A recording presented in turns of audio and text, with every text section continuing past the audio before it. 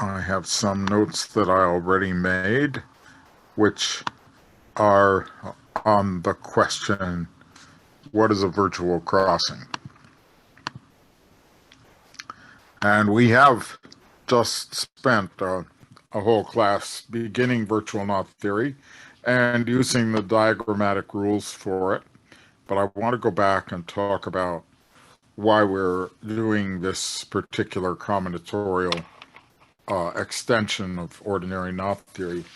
So I made some notes, and these will be part of the lecture notes for this time, but they're already prepared, so we can read through them maybe a little more quickly.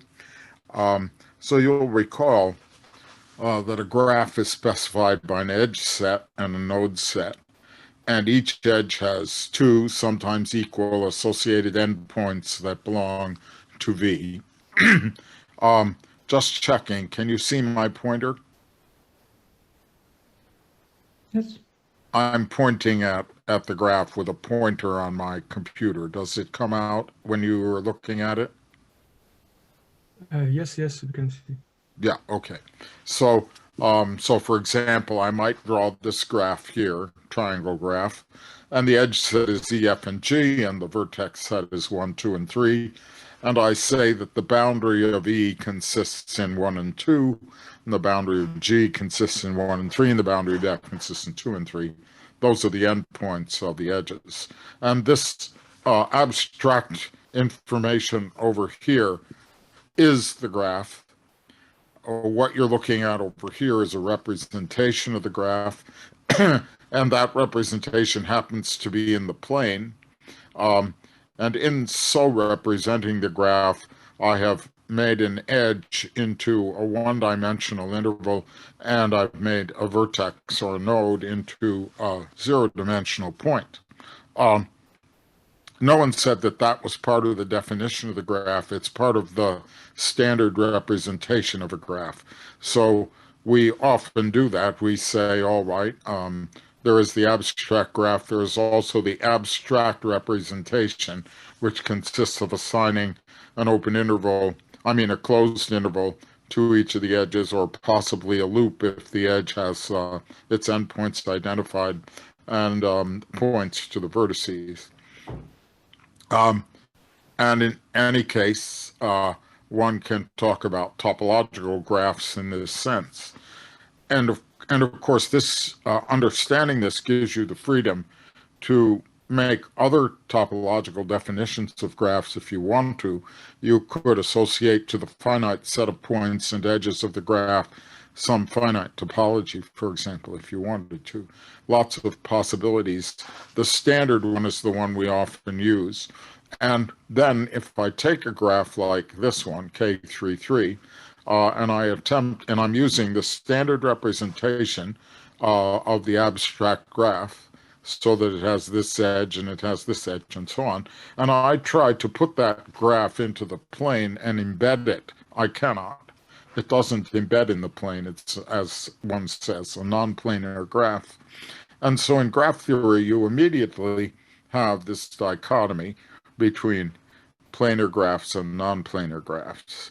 And when you have a non-planar graph, you may consider immersing it into the plane so that the edges are the only places where there are any singularities, and they are transverse intersections of the edges. Sometimes graph theorists even use a not theoretic crossing for this, but there's no reason to raise one edge above the other, except for illustration or for showing how you could have embedded the graph into three-dimensional space. This is a virtual crossing. And I could consider the theory of immersed, possibly non-planar graphs into the plane by adding the virtual crossing to the lexicon of terms in the graph theory. And then I could ask, how many virtual crossings are there in the given representation of the graph in the plane? What's the least number of virtual crossings? And so on. And I would institute the same detour move that I told you about for virtual knot theory for the graphs. Now, when you go over to the vertices of the graph, on the other hand, You may wish to add extra structure to the vertices. As an abstract graph, the particular cyclic order that you see here in the plane is a choice that was also available to the person who put it in the plane. But we're going to talk about abstract knot theory in the same vein, and in the abstract knot theory, the cyclic order at a crossing vertex is going to be fixed, and we're going to have a special four-valent vertex that corresponds to the abstract knot. But I'm getting ahead of my story. What I'm saying on this slide is what I have just said, that the virtual crossings are artifacts of putting the graph into the plane when it isn't planar. And we're going to see that the same thing can be thought of as the reason why you have a virtual crossing here. What is the abstract link diagram associated here? Well, if you thought of it as a graph, and we're walking our way up from graph theory to make this description. If you think of this as a graph, then this is a four-valent vertex with a little bit of extra structure. We have one pair going as an overcrossing and another pair going as an undercrossing, and those pairs are in the cyclic order going around the crossing, one edge away from one another. 1, 2, 3, 4. 1 and 3 and 2 and 4 are matched, and 1 and 3 are connected and 2 and 4 are disconnected to indicate the over and under crossing structure. The edges of the graph are this edge. Don't keep going, because I'm just talking about the graph. There's the edge D. There's this edge A. On the other hand, for virtual crossing, you keep right on going, and here's the edge A. From here to here, that's an edge from this vertex to this vertex, and the virtual crossing is just an artifact of projecting into the plane or putting it into the plane. Here's the edge C. So we have edges A, B, C, and D. And I can write that in the abstract mode like this. Here it is. It has two vertices, two nodes. The nodes have a lot of structure. The nodes have a cyclic order that is given, so you might as well take the local drawing of the node in a small bit of plane as the data. So they have the cyclic order, and they have labels on their edges which tell what edges these are. And here's the other node in this case, and the labels are on the edges. These labels mean that B has to be connected to B, D to D, C to C, and A to A. And we find when we actually make those connections that this abstract link diagram does not fit in the plane.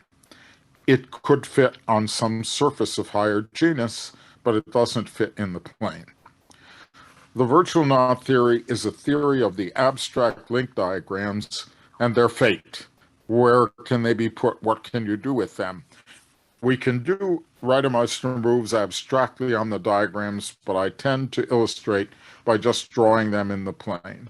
The virtual crossings are useful combinatorial data for looking at an immersion in the plane, but they are not actually part of the definition of the virtual knot. They are what happens when you put it in the plane. So I hope you understand that, and then understand that it isn't necessary to think so antiseptically unless you want to, but it helps to be able to do that, to say to yourself, well, it is just like a graph, because then questions come up which are important. For example, this doesn't fit in the plane, but it must fit on some genus surface.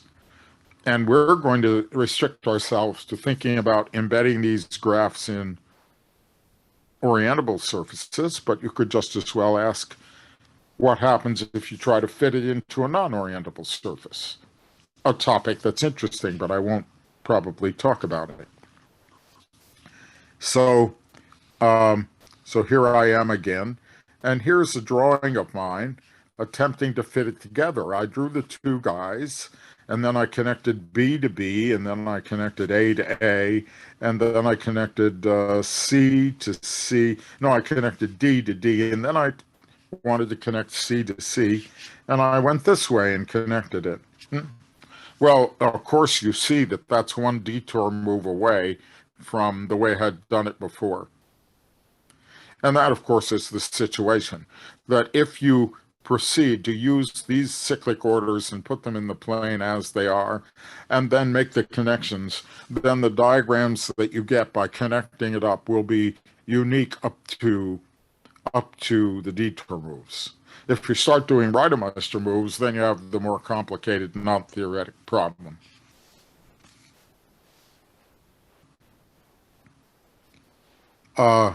In this slide, I simply illustrated the detour move that takes me from one to another.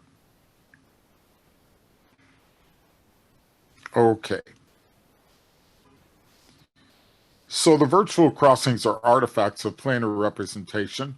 Diagrammatic virtual knot theory uses the diagrams with the crossings and the virtual crossings. We have the standard Randomizer moves and the detour moves for the virtual crossings. But now I want to talk again, although I think I'm now saying it more carefully if I said it at all before, a standardized way of putting the knot diagram, the virtual knot diagram, into a surface. And then we'll be able to talk about how the theory is related to knots in surfaces. So this is my favorite method, but I will show you another method as well. But this is the most canonical method. What I'm going to do is, let me see, did I illustrate it here? Yes. I'm going to take a crossing and I'm going to build a little ribbon neighborhood of that crossing like this. So this is a bit of surface with ribbon ends. It's really a disk with 3 ribbons sticking out of it. And on that disk is drawn the crossing. Great. Okay, now I have the crossing embedded in a surface. As for the virtual crossing, I turn it into 2 ribbon bits disjoint from one another. Now, in drawing such a thing, I am impressed to draw one of them as a ramp that goes over the other one, or the other one as a ramp which goes over the first. I don't care which one, because what I'm actually after is to construct an abstract surface, a surface that is specified topologically, but not embedded anywhere. Orientable, though. And so I can do either one of these choices. And then if I take my favorite virtual knot here, and I apply this method, you see I wiped out the virtual crossing because it was easier to draw all of this and then draw the ramp. And here's my knot now, and my knot is sitting in a surface with boundary. And you may, I forgot to do one thing, but I'm not on the drawing program right now, but you see I forgot to put in this little bit of boundary. It got filled in. But that's all right. It would get filled in if I continued, because I want to fill it in with a disk, and then I want to fill the outer boundary with the disk. And once I've done that, I have it on a closed surface. But I can also leave it in the ribbon graph form. The ribbon graph will be what I call the result of doing this process. We may do another example of it. So I add disks to the boundary. And after I've added disks to the boundary, I end up with a knot on a surface. Now here I've drawn a nice picture of the knot on the surface, and I actually started with the knot drawn on the surface. Here it is, drawn on a surface, and it's going around the other bottom part and coming along, and this part is going over the top. And then I formed the same kind of ribbon neighborhood of the knot in the surface. And of course we can do that. And when we do that, we get a ribbon neighborhood, which is orientable. And it may have some twisting in it in our pictures because we're making 3-dimensional realistic drawings. So as this band comes along and comes back along, you see it has a 360-degree twist in it. But But I'm allowed to throw that away because I'm only concerned with abstract surface. And when I throw it away, I end up back over here with, of course, that little circle placed. Now, this is actually a very interesting correspondence. This says, if I want to take a virtual knot and have it living on a surface, I can do this construction, and I end up with the knot on a surface of some genus. And I can even compute what the genus is. I leave it as an exercise for you this time. We'll solve it next time to figure out what is the genus of the surface that you construct. How do you find it in terms of the original virtual knot diagram? Okay, so you will make a surface.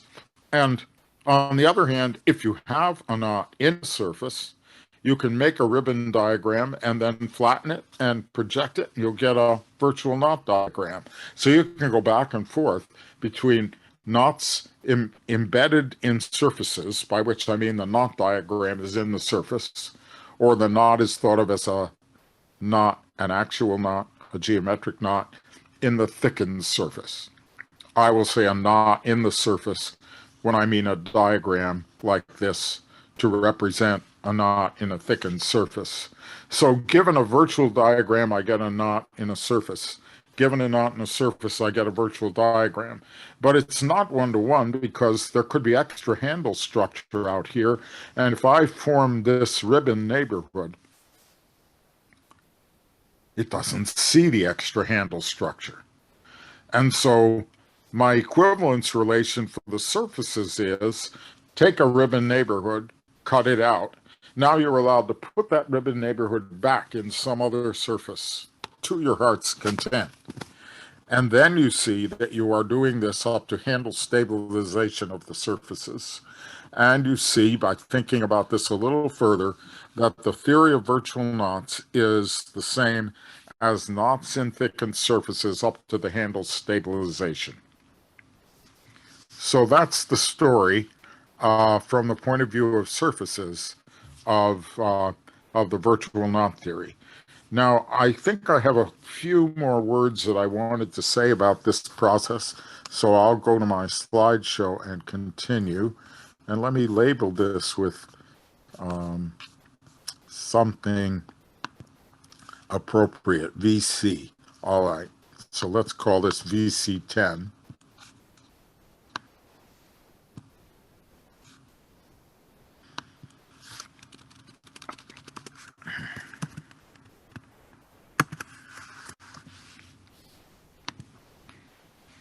And get a pencil. So maybe it would be a good idea to see this happen in one more example.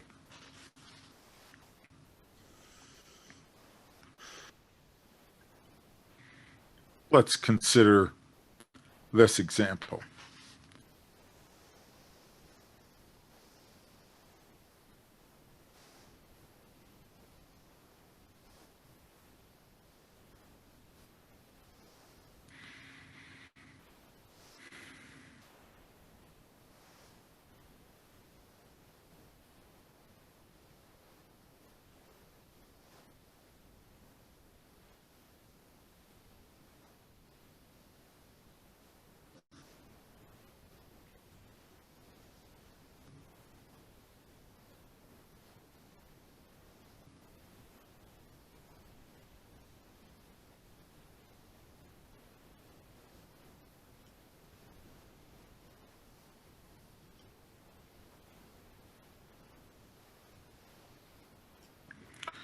Now, if you were to just directly project that surface down, then you would see that you were looking at an example that we worked on last week that had a trivial,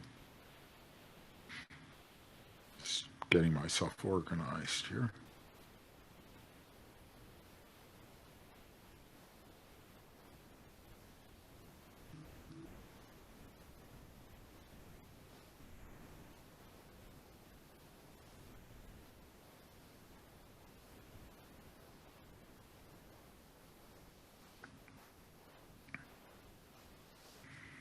Let's call that K. And we had studied this last week. We found out that it had a trivial bracket polynomial. It had a unit normalized bracket polynomial, hence a unit Jones polynomial. So it's an interesting example, and we're on the road to proving that it's non-trivial. We know it can be three-colored. Three-coloring being something that we do on this. See, I could color this A, and then this B, and then this would be C, and it works. And you get a three-coloring of this, which proves that it's non-trivial, but doesn't prove it's not classical. I claim there's no way to move this around virtually and get rid of the virtual crossings. Now, up here we have a knot on this torus, and the claim there is similar. The claim is that we are not going to be able to reduce this. We're not going to be able to move it around by Randomizer moves or by Dane twists on the surface, and change it in such a way as to enable a surgery to reduce the situation to a plane. On the other hand, how did this ribbon method work?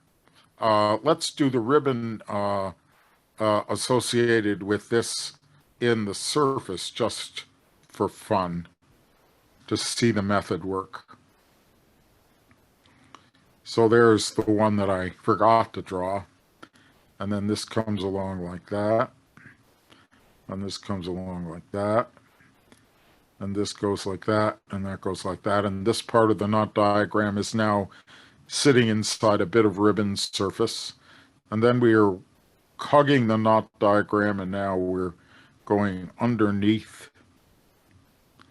And we're coming back up and going along here. But at a crossing, we don't cross. We make a neighborhood, right? And then we keep walking.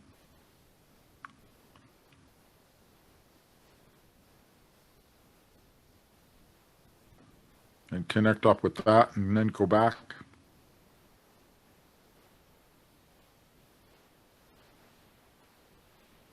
And find ourselves walking underneath.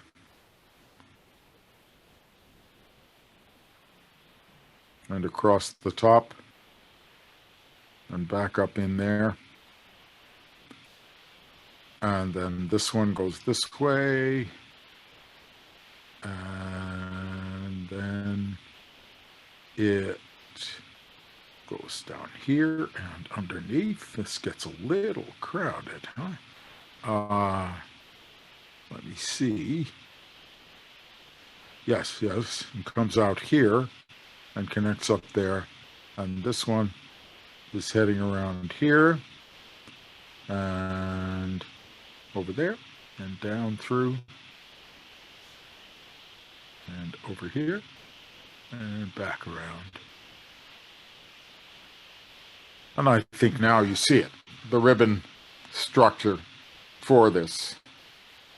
And the ribbon structure from the way we drew the torus has a 360-degree twist here, which we would flatten out, and a 360-degree twist here that we would flatten out. And there's the diagram, the ribbon diagram for our virtual knot.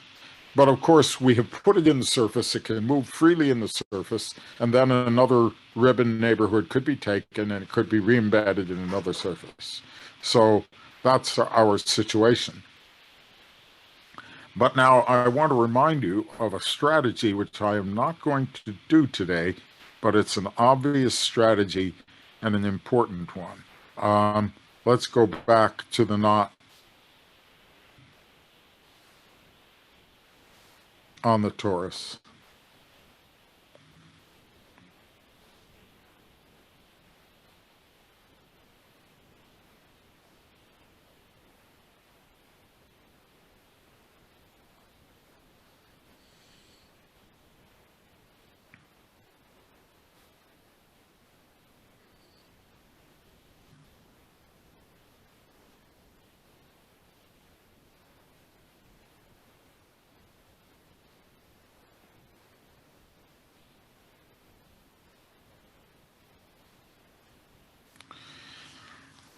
So we can study the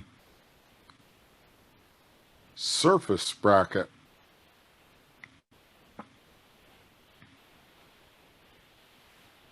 of this knot.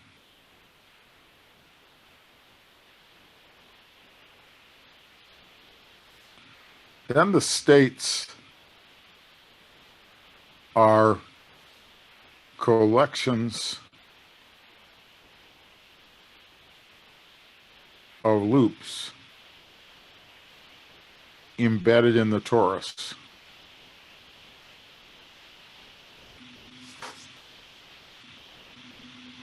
So, for example,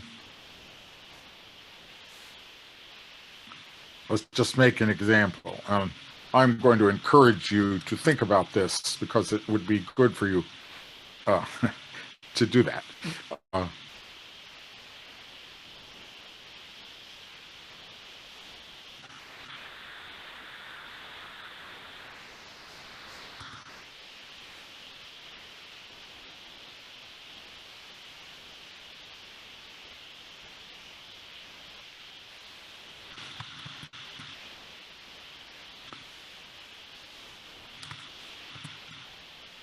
Let's just look at a typical state on the surface just to see how this is going to be. The bracket means you smooth the crossings, right? So we want to think about the structure of having smoothed it. I can go ahead and smooth it like I might smooth this. Let's just make some blank crossings here. There are only 3 of them. So there are 8 states as usual, but if I were to smooth the crossing, for example, smooth this one this way and this one this way. Those are the A smoothings, and then maybe we'll take the B smoothing here. And now we're seeing this curve, and this curve is wrapping around the surface, and this other curve is also wrapping around the surface. And you can then start to study how are they living in the homology of the surface. What curves on the surface do they represent? And so we can then study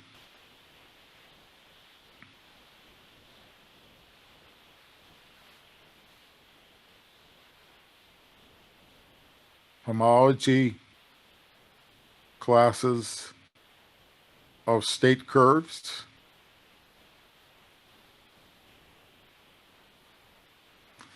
Isotopy classes of state curves.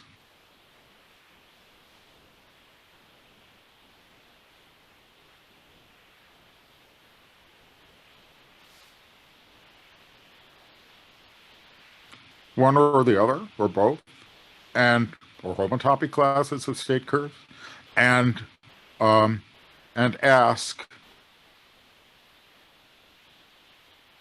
do the systems of curves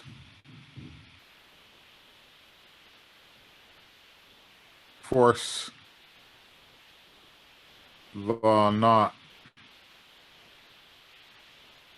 to have a given underlying genus.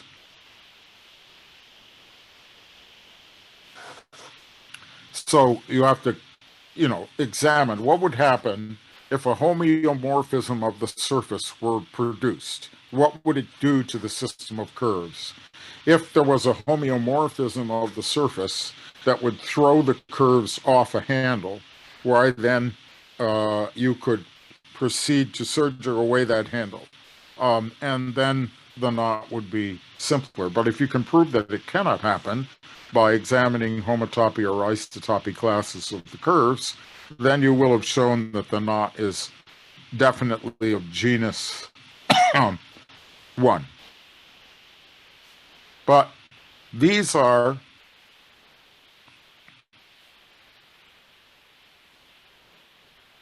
ways to study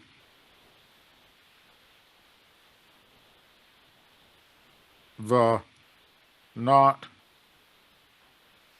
on a given surface, like that torus. And you may be able to prove that the knot, as it moves around on that surface, is non-trivial, can't be made lower genus.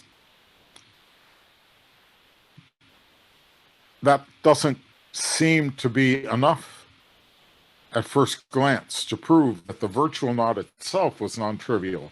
Maybe by doing a surgery and adding more handles, you could make it simpler. Maybe you could. You might think you could, but there's a beautiful theorem due to Kuperberg.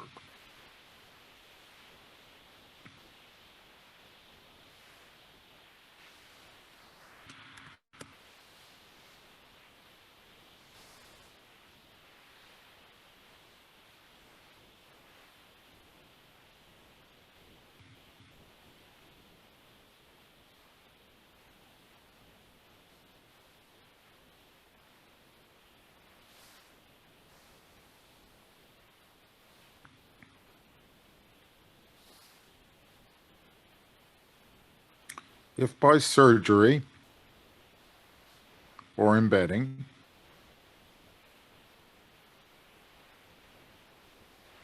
a virtual knot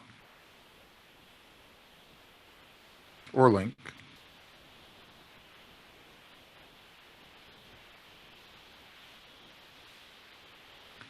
is embedded, placed, we'll say, in a surface of genus G, surface SG, and G is minimal,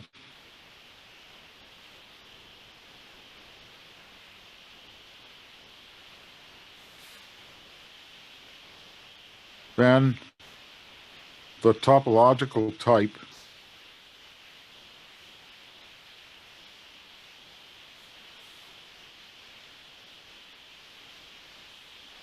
of K embedded in SG is unique.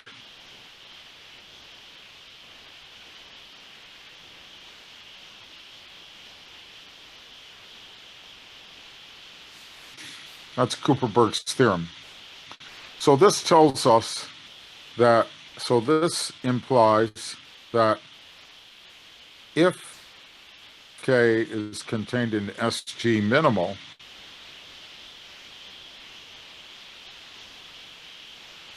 then its type in SG determines its virtual knot type.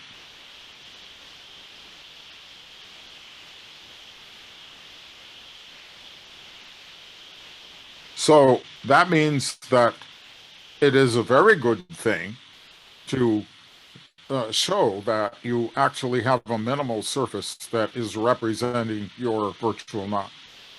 And you may be able to show this by looking at the surface bracket or some variant of that kind of an invariant.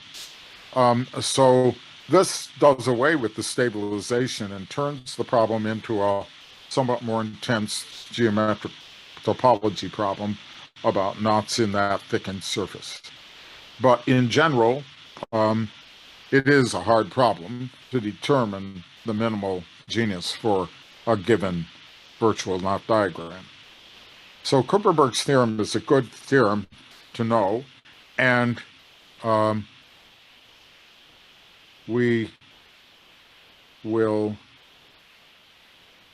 put his paper in the Dropbox. Okay, so I don't think I want to give a lecture on how you prove the theorem, but the paper is very clearly written. You can take a look at it.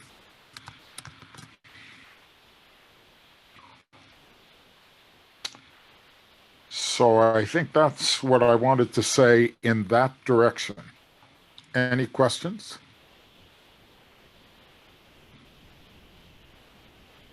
All right, then we'll go to another direction, which is fun and a little bit different, but not significantly. So I'm asking again, what is a virtual crossing? And I want to show you another way of getting to a surface. And I need to go away for 2 seconds, so you get a break, and you can stare at this slide. I'll be right back. I'll be back in a minute.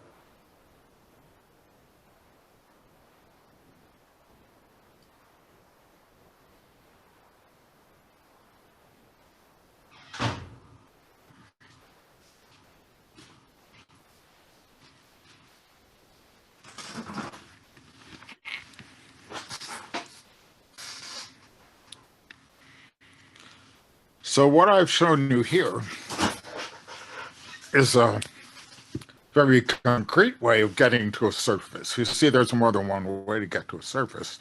My canonical ribbon graph method is the best in some sense. But look at this. I just say I will take the virtual crossing to be a detour, and I will construct a little handle that's attached to the surface, and then I will run the knot diagram through the handle and the other part underneath. And I'll do this at every virtual crossing. And then my knot diagram becomes a knot on a surface. And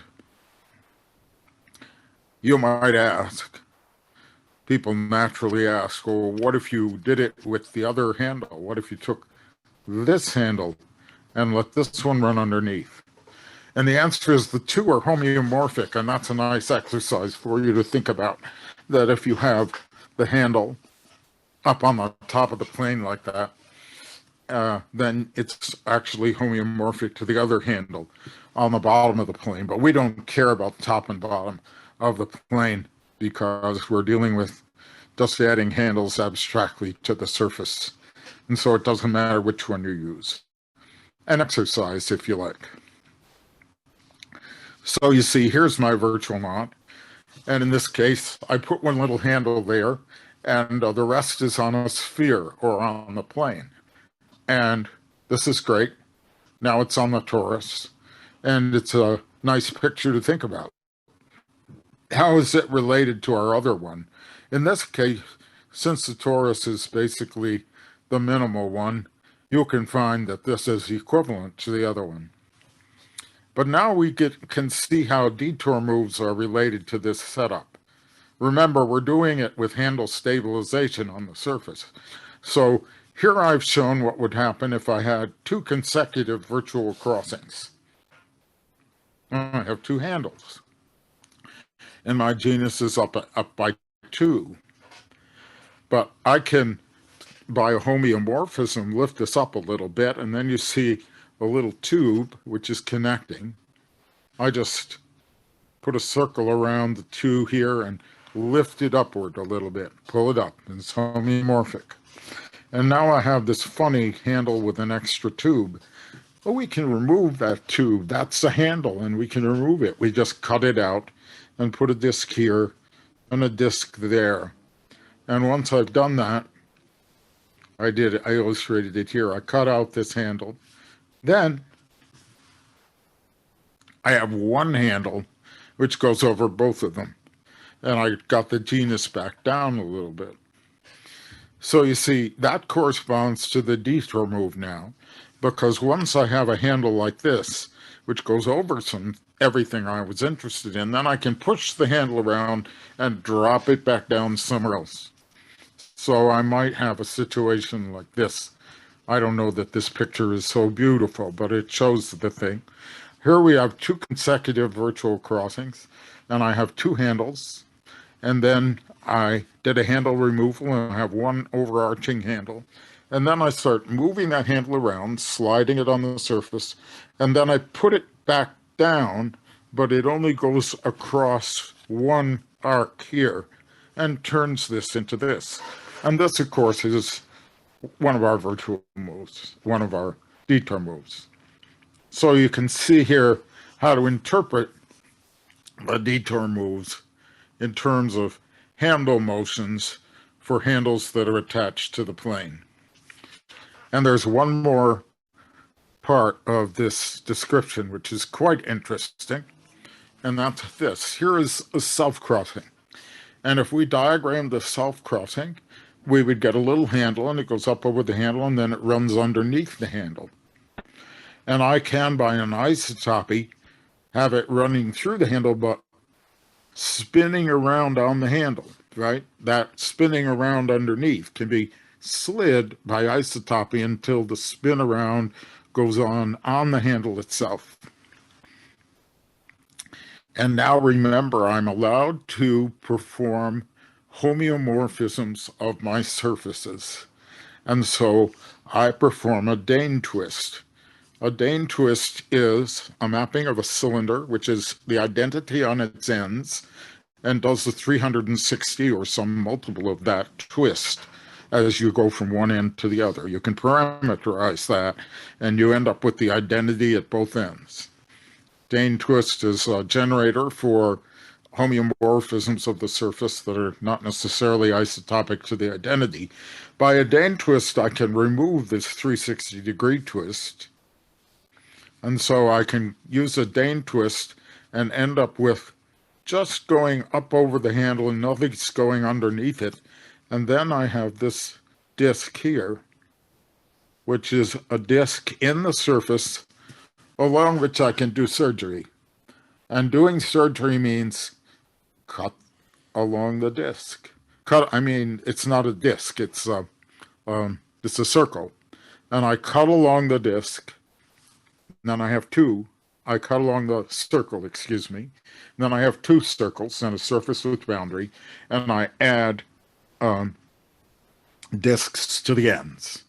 In other words, there's a cylinder going this way, and I cut out that cylinder and put in the ends.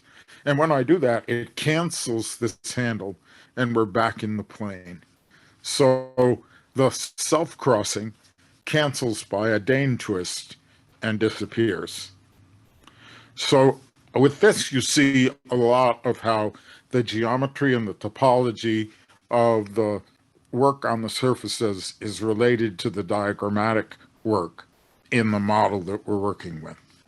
So in this model for virtual knot theory, each diagram with virtual crossings is shorthand for a diagram on a surface of genus G, where G is the number of virtual crossings.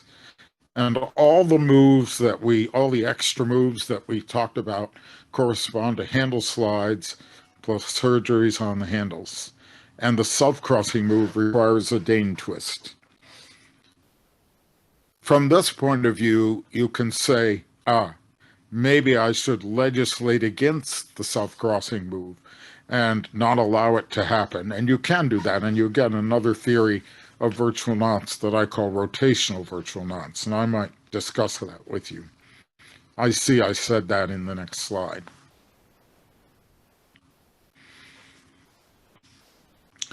So those are my remarks about what is a virtual crossing. And I suspect it isn't all possible remarks that I would like to make, but it is quite a large collection of them. So now, let's go back to the drawing board.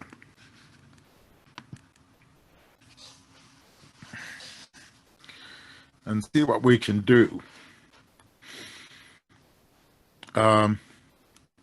One further remark.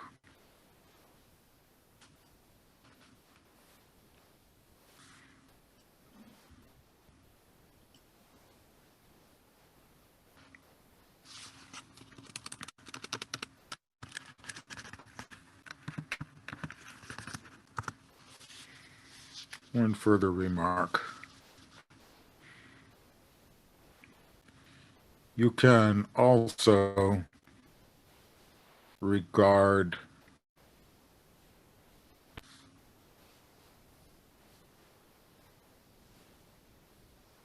as a permutation.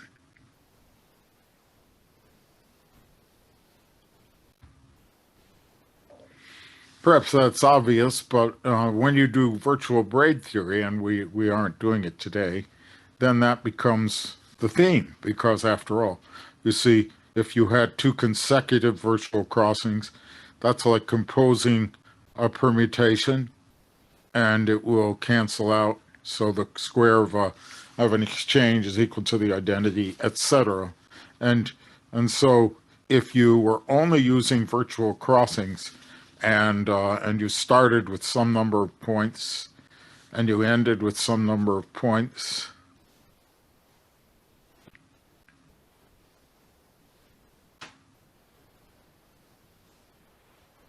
then what you're drawing is a diagram for a permutation.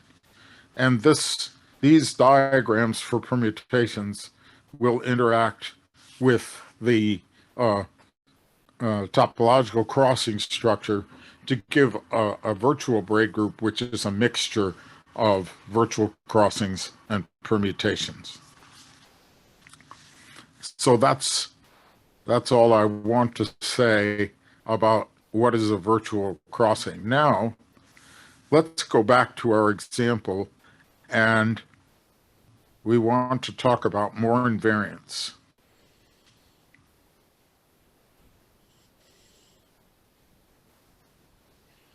So the first example of more invariance that I want to talk about involves parity.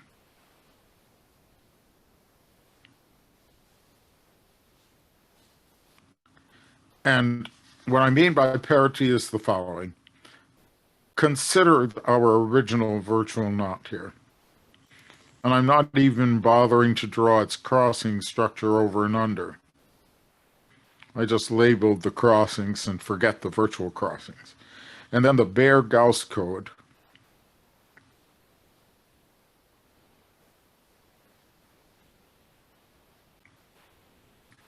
is starting here and walking 1, 2, 1, 2.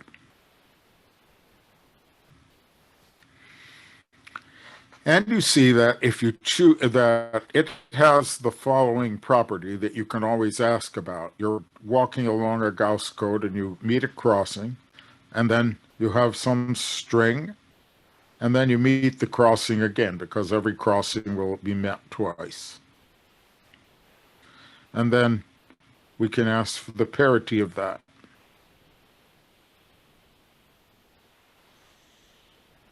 Is it even or odd? And you see that both of these crossings are odd.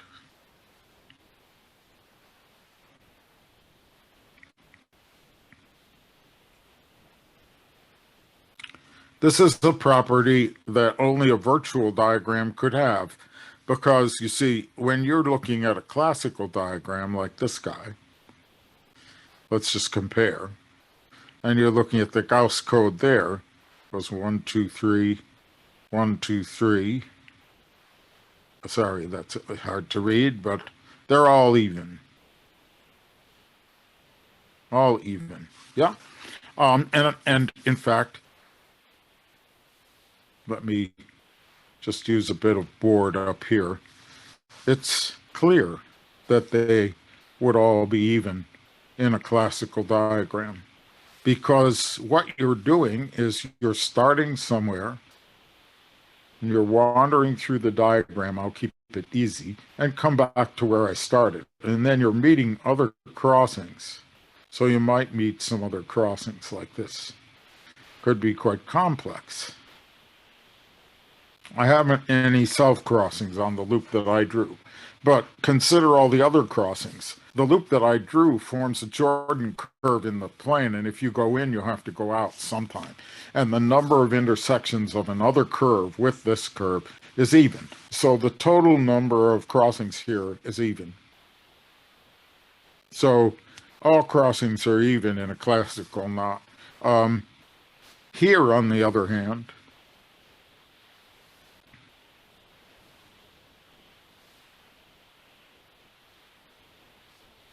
if we started at 1 and we walked until we got back, we see that there's a virtual crossing here.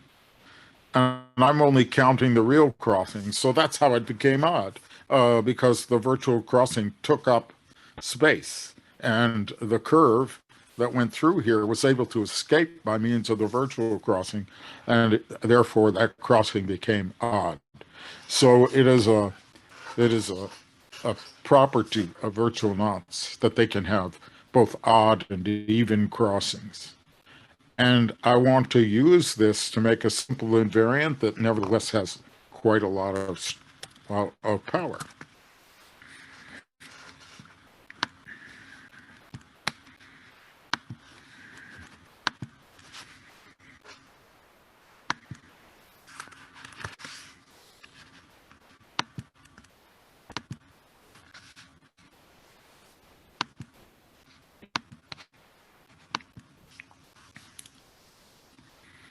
So I'm going to define the following invariant called the Idrive.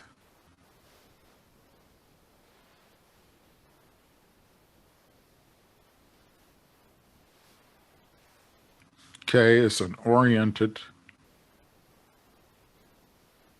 virtual knot.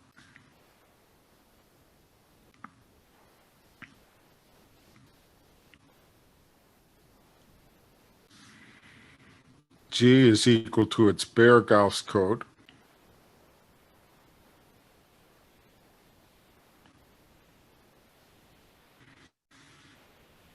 Now, oriented means it has some crossings with signs. And this is a crossing with a plus sign. And this is a crossing with a minus sign. So that's the sign of the crossing. And now I'm going to define the Idrive, JK, is equal to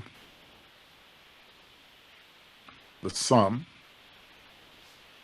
over C belonging to the odd crossings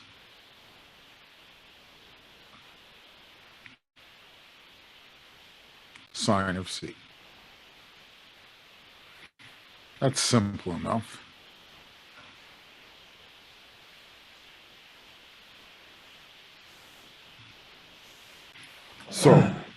So 1, if K is equivalent to K prime as virtuals,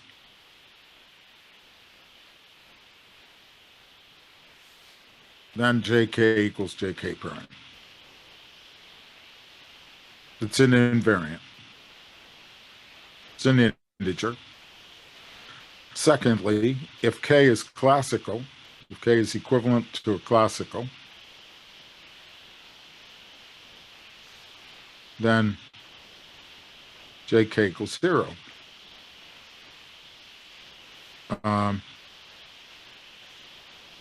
J of the mirror image of a given knot diagram is minus J of the knot diagram. Now that's clear, isn't it? I don't mean number one. Number one requires a little proof. But number two is clear because there aren't any odd crossings in a classical, so it comes out 0. And the mirror image means you flip all the crossings, and so if they contributed a plus sign, then they would contribute a minus sign, and vice versa. So there we are, and if we now go back to our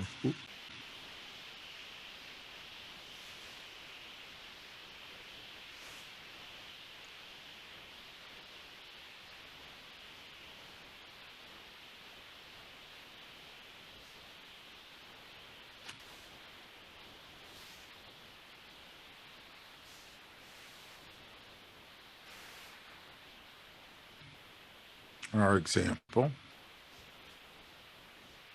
and we know that both of these crossings are odd. So for this guy, and plus, so jk is equal to 2. Good. So that means that we have managed to prove that this knot is non-trivial, and that it's inequivalent to its mirror image. And that's a lot for very little. On the other hand, the other example that we have been so concerned about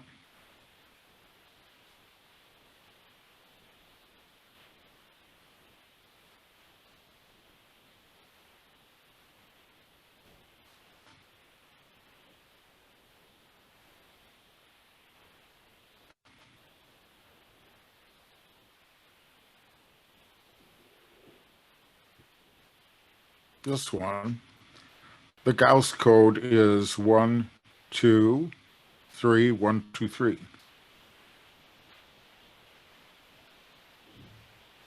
And that implies, if we call this one k tilde, that j k tilde is 0. So the Idrive didn't help us in identifying the non-triviality of our key example, but it has helped us in some cases, and I encourage you to try some other examples and see what you can do with the Idrive. Now, let me just do a little bit about the invariance of the Idrive. Let's just take what's available on this board and examine Randomizer 1 and Randomizer 2. Randomizer 1, check, because this is an even crossing.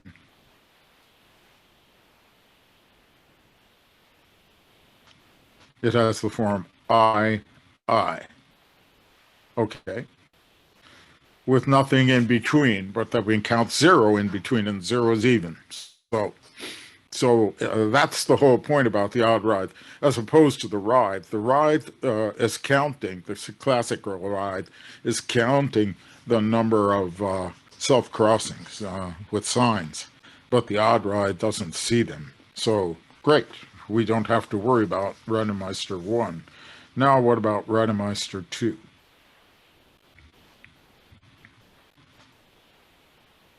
Let's take one case, and then I think I leave you the rest. But maybe I need another board for this nonetheless. Here is I, and here is J. I think we should have another board.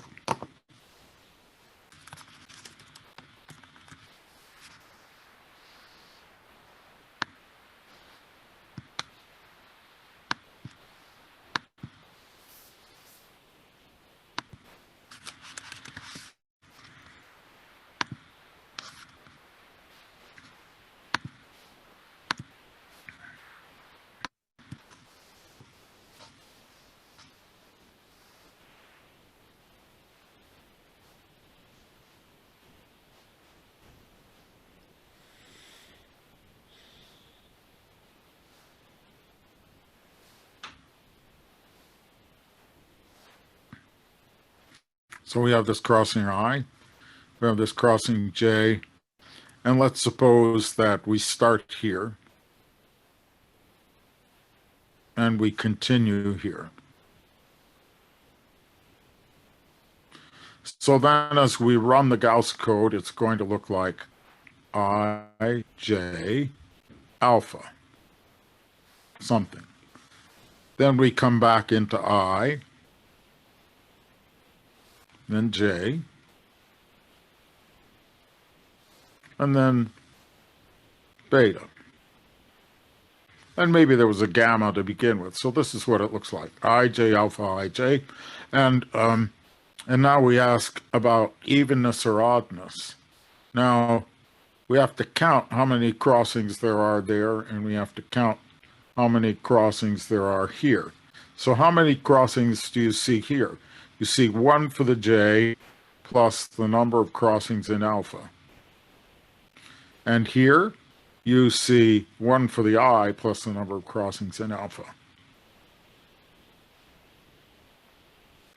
This implies that I and J are both even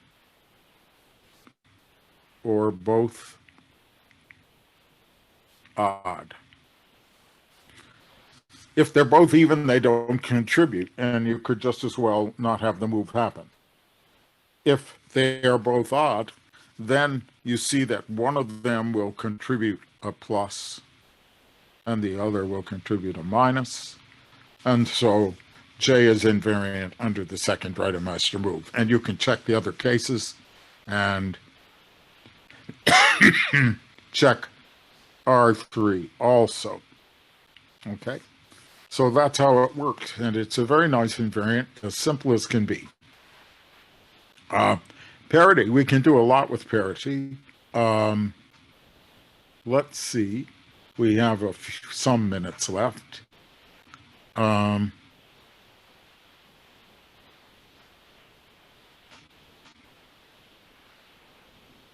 I could show you the parity bracket, but I'm going to just tell you I'll do it next time.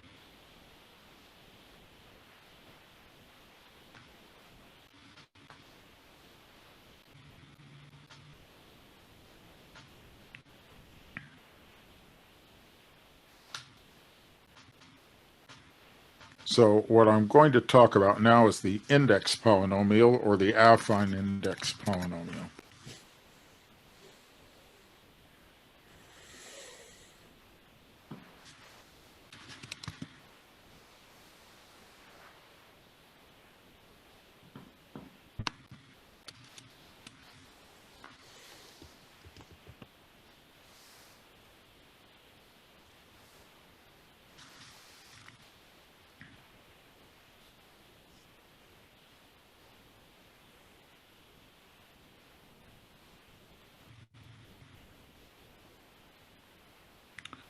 This is also very similar to the situation of measuring crossings by their parity, but it's a little bit more intense, but actually also very simple. So here's what I'm going to do. I'm going to look at the trip going around from the beginning of a crossing to the end of the crossing.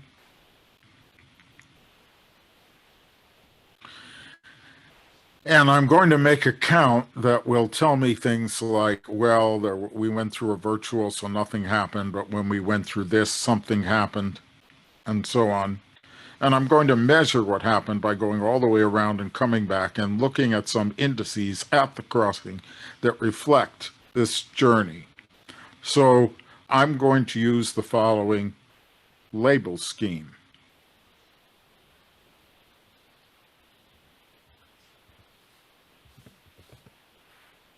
For flat diagrams, and then we'll generalize it to non-flat diagrams. You might have a label. Labels are integers. So you have a label, and you have an oriented line. If it goes to the right as you approach it, then this will be labeled A plus 1. If, on the other hand, it goes to the left as you approach it, then this will be labeled A minus 1. So left causes a decrease, and right causes an increase. And you can label your knot diagram in this way. But I want you to notice what would happen if I went through such a labeling scheme right here at this crossing. Suppose this is labeled A. Then this is labeled A minus 1. And this is still labeled A minus 1 because I didn't tell you, but at a virtual crossing, you won't make any changes. A minus 1. A minus 1 is coming in here now, and it has to go back to A. And then the A bumps into a right mover and becomes A plus 1. So then the difference between this and this is 1.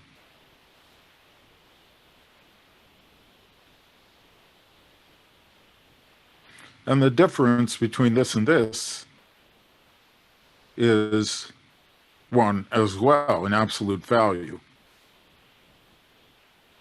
But I'm going to actually take an ordered difference. So this one will be a minus 1, A minus A plus 1, and this will be A minus A plus 1, and it will be 1. So we're going to have a difference like that. We're going to have, for each crossing, after the labeling has been done, we're going to have an A here and a B here, let's say. And B goes to B plus 1, right? And A goes to A minus 1. And then I'm going to have this guy, which I'll call W plus. And I'm going to have this guy, which I'll call W minus. This is important. You probably need to memorize it, and then you can calculate the invariant. So then W plus is by definition equal to A minus B minus 1. This minus that. And W minus is equal to B minus A plus 1, the difference between this and this. And of course, as you see, that's equal to minus W plus. So there's a redundancy here. You have a W plus and you have its negative W minus.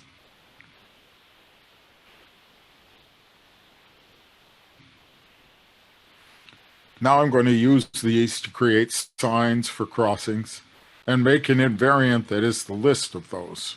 And here's how it goes. I'm going to have a crossing here with some labels.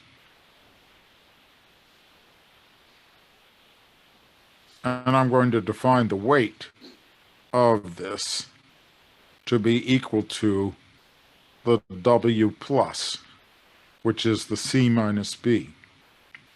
And I'm going to define the weight of the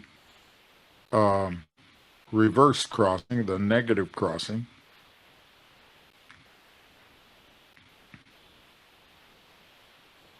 to be A minus D.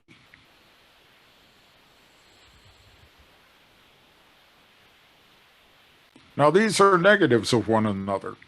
It's just that I best define them both. So every crossing in the diagram gets a weight. The weight has to do with, in a certain sense, the generalized parity structure of the diagram, the way the trips work out as you walk around the diagram and come back to where you started. And this list of weights, if you look at it the right way, is an invariant. And I'm going to tell you immediately what way I'm going to look at it to make it into an invariant on the next slide. Sorry that this slide goes away. Maybe you want to take a moment and jot the rules.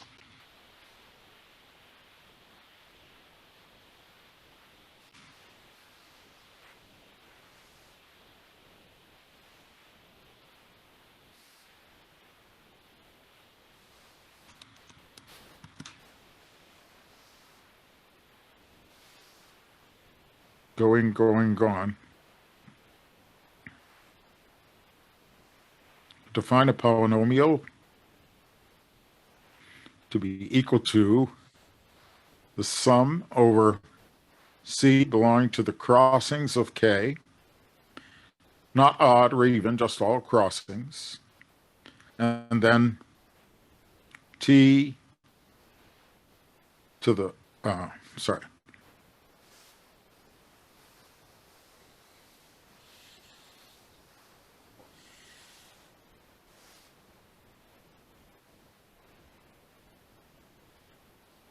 sign of the crossing times T to the weight of the crossing.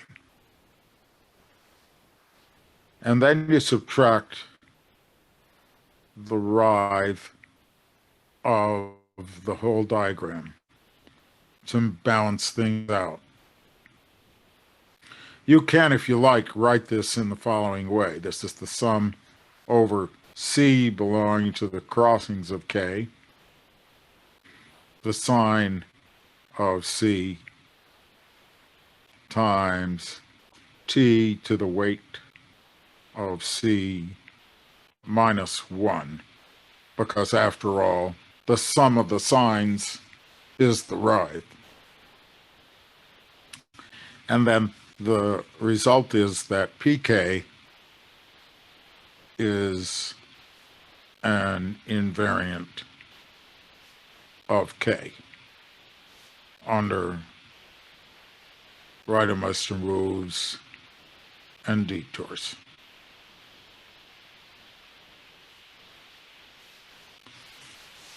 At 17 after the hour, the best thing to do would be to do an example and leave the proof of its invariance for next time. So let's do that.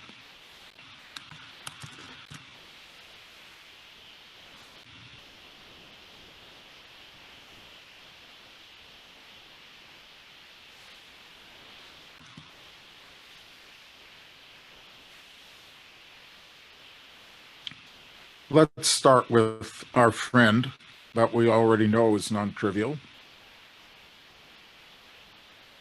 But the calculations will be quite easy. So we have positive crossings here.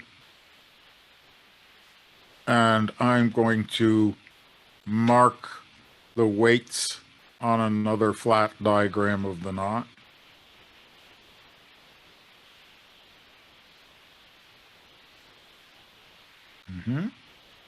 So let's say we start with 0 here. And 0 travels along, goes through the virtual crossing, and comes over here. Now it's meeting a left mover, so it goes minus. It becomes minus 1. Then it hits a right mover and becomes 0 again. Then it goes through the virtual crossing. Then it hits a right mover and becomes plus 1. And then it sees a left mover and goes back to 0. And you see that there is a lemma. Can label. All right.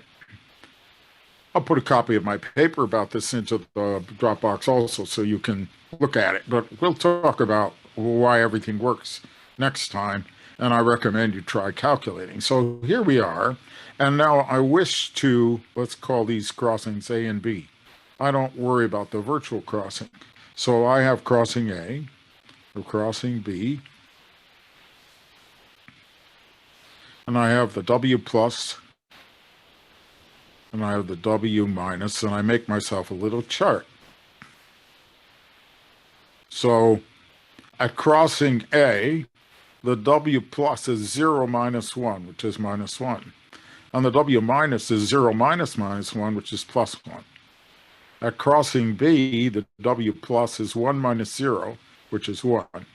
And at or W minus, it's minus 1 minus 0 is minus 1.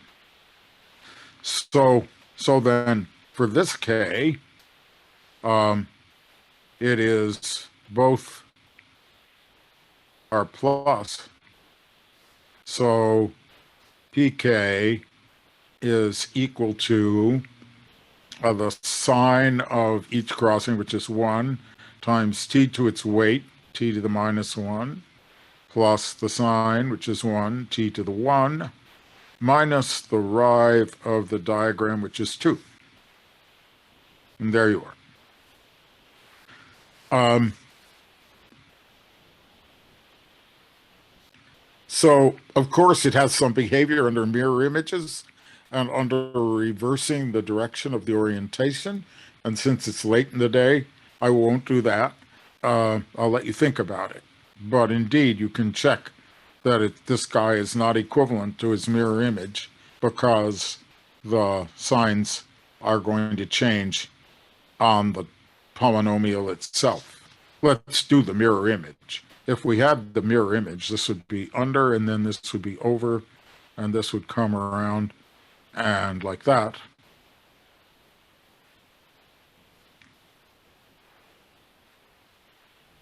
Good. And it's the same chart, right? It's just that now it's minus rather than plus.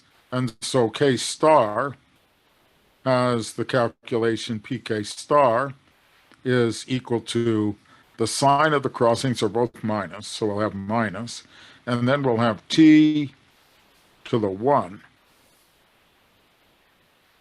minus t to the inverse, and then plus 2. And so the rive is minus 2. And as you see, this implies that k is not equivalent to k star.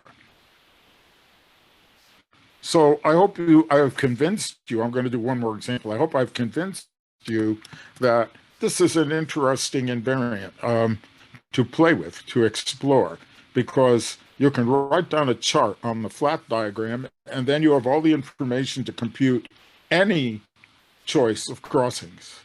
And you can start to see how it behaves when you switch crossings, and we can ask many questions about the invariant. And we'll find that it has some nice properties, simple as it is. And it is basically a generalized parity, as you see, because when we take this trip around and get the weights, we are measuring the failure of the Jordan curve theorem to return 0 because of the existence of the virtual crossings. So now let's go back to our apparently hard example.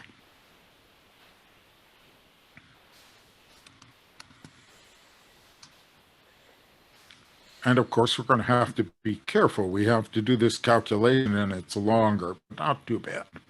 What do we have? We have first the knot.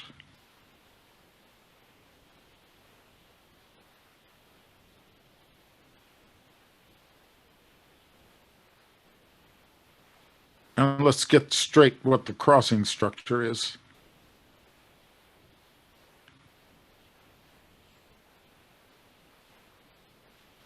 So this A, and this is B, and this is C, and A is positive, and B is positive, but C is negative.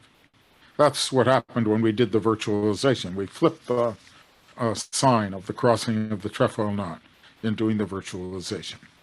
So now,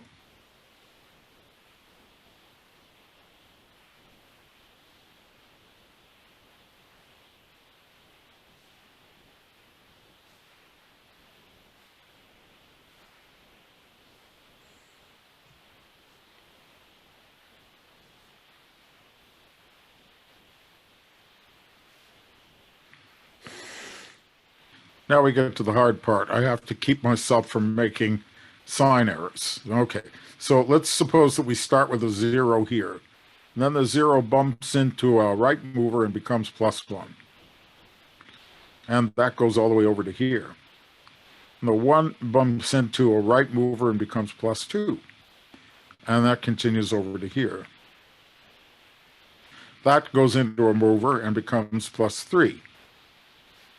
That goes into a left mover and goes back to 2, goes through the virtual crossing 2, goes down to 1, and goes down to 1 through here, 1, and goes down to 0, and we're labeled. Great. So now this is A, and this is B, and this is C, and we need to make our chart.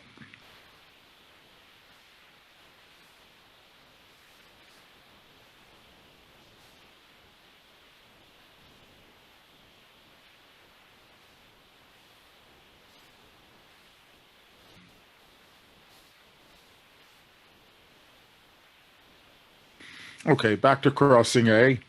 1 minus 3 is minus 2. 2 minus 0 is plus 2. And if these don't become the negatives of each other, you know you made an error. Here's 3 minus, what is that? That's a plus 1. 3 minus 1 is 2. And the negative 1 is 0 minus 2 is minus 2. And the C? 2 minus 2 is 0. And 1 minus 1 is 0. Okay. So that says that pk is equal to, now we have sign A and B are plus 1, and C isn't going to contribute. Well, actually it contributes, but we don't really need it. I'll write it down the way I defined it. We have the sign of the first crossing, which is 1 times t to the w plus, which is minus 2. Then we have the sign of the second crossing, which is t squared. And then we have the sign of the third crossing times t to the 0. Now the sign is negative, so that's minus t to the 0, which is 1. And then we're going to subtract the writhe, and the writhe is equal to 1 plus 1 minus 1, which is equal to 1. So that's one more subtraction. And so pk is equal to t to the minus 2 plus t squared minus 2.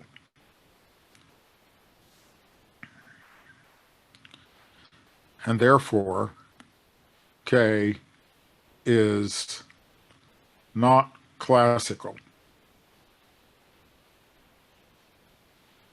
because k classical implies pk equal to 0. And I didn't prove that for you. I forgot to state it. But it's not hard to see that if you have a classical knot, then the up and downing as you go around the circle will not result in anything, and all the weights will be 0. Leave it to you to check. They'll be 0 just like these weights ended up 0. So if it's classical, the polynomial vanishes. This polynomial did not vanish, and therefore k is not classical, and we've completed our story. We have that k is not classical, and the normalized bracket polynomial is equal to 1, and k is not trivial.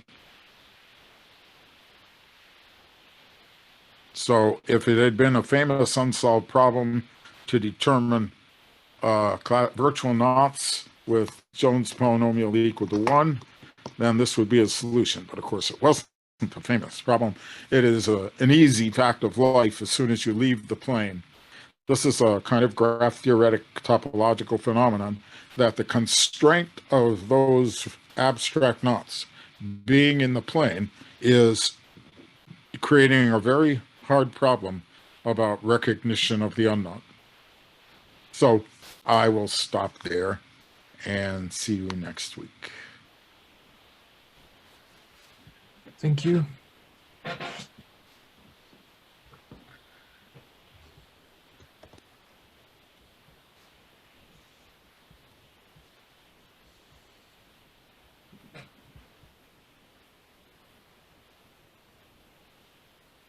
You started at, you don't have daylight savings time there?